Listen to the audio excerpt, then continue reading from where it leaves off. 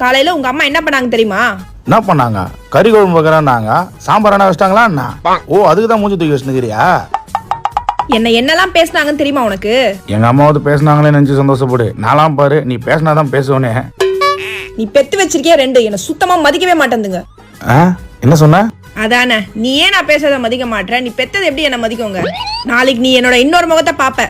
அதாவது நல்லா இருக்குமா எப்படி? ரொம்ப அசிங்கப்பத்திரலாம் என்ன?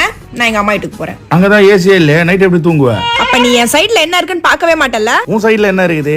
காஞ்ச துணி தான் இருக்குது. ஆனா அது ஈரமா இருக்காம இருக்குது. ஏன் எத்தனை வந்த மாடியில இருந்து? உன்ட்டெல்லாம் மனுஷன் பேசுவானா? அதனால தானே நீ பேசினு இருக்க. நான் எங்கேயும் போல, ரூமுக்கு போறேன். எங்கேயும் போலன்னு சொல்லிட்டு ரூமுக்கு போற?